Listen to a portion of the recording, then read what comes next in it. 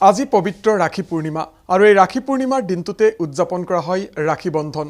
পোনপ্ৰথমে ND24 প্ৰতিগৰাকী দৰ্শকক পবিত্ৰ ৰাখী পূৰ্ণিমা তথা ৰাখী বন্ধনৰ আন্তৰিক শুভেচ্ছা জনাইছো। ৰাখী বন্ধনৰ দিনটোত এগৰাকী যুৱতীৰ হৈতে মই কিছু কথা পাতিবলৈ এই মুহূৰ্তত আহি উপস্থিত হৈছো নলবাৰীৰ গোপাল বজাৰত।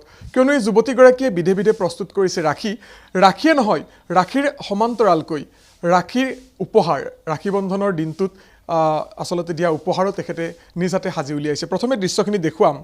নিজ হাতেৰে এই ধৰণে বহুখিনি ৰাখী সাজু কৰি উলিয়াইছে নলবাৰী গোপাল বজাৰৰ ডিম্পী ভট্টাচাৰ্যই। পোনে পোনে ডিম্পীৰ হৈতে কথা পাতিম, কিন্তু তাৰ পূৰ্বে মই অকণমান দেখুৱাই ল'ব বিচাৰিম। এই ধৰণে বিভিন্ন ডিজাইনৰ ৰাখী নিজ হাতেৰে প্ৰস্তুত কৰি উলিয়াইছে আৰু ৰাখী বন্ধনত দিব পৰাকৈ যি উপহাৰ সেই উপহাৰো ডিম্পীয়ে সুন্দৰকৈ সাজি উলিয়াইছে। ইতিমধ্যে বহুখিনি এই ধৰণৰ ৰাখী অথবা ৰাখী বন্ধনৰ উপহাৰ তেখেতে গ্ৰাহকৰ চাহিদা অনুসৰি বিভিন্নজনক বিক্ৰী কৰিছে আৰু আজিৰ দিনটোতো বহুখিনি তেখেতৰ অৰ্ডাৰ আছে। গতিকে এই ৰাখীসমূহ তেখেতে প্ৰস্তুতত ব্যস্ত হৈ আছে। আপোনাৰ ওচৰলৈ আহিছোঁ। পবিত্ৰ ৰাখী পূৰ্ণিমাৰ দিনটোত প্ৰথমে ৰাখী বন্ধনৰ শুভেচ্ছা জনালোঁ। কিমান ৰাখী এতিয়ালৈকে প্ৰস্তুত কৰা হ'ল আৰু কিমান অৰ্ডাৰ আছে? হয়, নমস্কাৰ। প্ৰথমতে অসমবাসী ৰাইজৰ সদৌতিকে মই ৰাখী বন্ধনৰ শুভকামনা জ্ঞাপন কৰিছোঁ।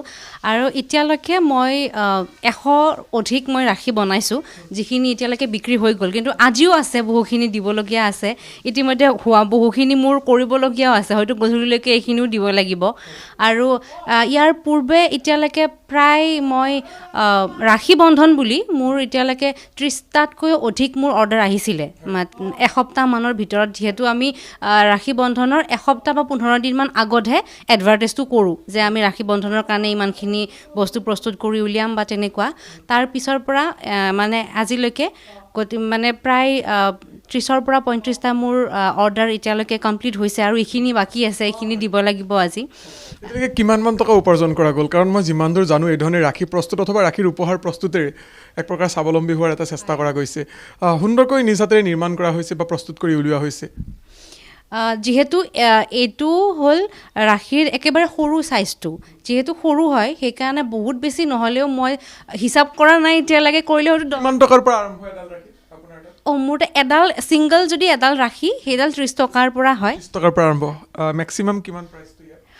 মই এইবাৰ মানে এটা চাইজৰে ৰাখি বনাইছোঁ। বেলেগ বেলেগ কালাৰ আছে, খালি এটা ডিজাইনৰে বনাইছিলোঁ কাৰণে মই এটা প্ৰাইজে ৰাখিছোঁ, 30 টকা প্ৰতিডাল। আৰু উপহাৰবিলাকত কিমান? উপহাৰবিলাকত মই 150 টকাৰ পৰা 200 টকাৰ ভিতৰত ৰাখিছোঁ। নিশ্চয়কৈ মই আৰু কথা পাতিম। যদিও ৰাখী বন্ধনৰ দিনটোত এই ৰাখীসমূহ দেখুৱাইছোঁ, কেৱল ৰাখীয়ে নহয় বিভিন্ন ধৰণৰ হাতে বনোৱা সামগ্ৰী এই ধৰণে ডিম্পীয়ে প্ৰস্তুত কৰি উলিয়াইছে। সেয়া বিবাহ বাৰ্ষিকীয়ে হওক অথবা জন্মদিনেই হওক, প্ৰিয়জনে প্ৰিয়জনক দিব পৰাকৈ এই ধৰণৰ বিভিন্ন উপহাৰ ডিম্পীয়ে নিজ হাতে প্ৰস্তুত কৰি উলিয়াইছে। আন এখন দেখুৱাম।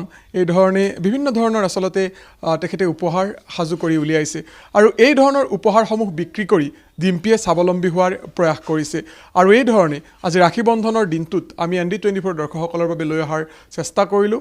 এইগৰাকী ডিম্পী ভট্টাচাৰ্যই কি ধৰণে ৰাখী বন্ধনৰ দিনটোত হাজাৰ হাজাৰ ৰাখী তেখেতে প্ৰস্তুত কৰিছে। প্ৰতি বছৰে বিগত কেইবাবছৰ ধৰি এই ধৰণে ৰাখী বন্ধনৰ দিনটোত তেখেতে বিভিন্ন সামগ্ৰী বিভিন্নজনক বিক্ৰী কৰি স্বাৱলম্বী হোৱাৰ প্ৰয়াস কৰিছে। ডিম্পী ভট্টাচাৰ্য এতিয়া হৈ পৰিছে বহুজনৰ বাবে আদৰ্শ আৰু ডিম্পীয়ে প্ৰস্তুত কৰা ৰাখী অথবা ৰাখী বন্ধনৰ সামগ্ৰীয়ে হওক বা নিজ হাতে প্ৰস্তুত কৰা আন আন সামগ্ৰীসমূহো চাহিদা বৃদ্ধি পাইছে নলবাৰীত।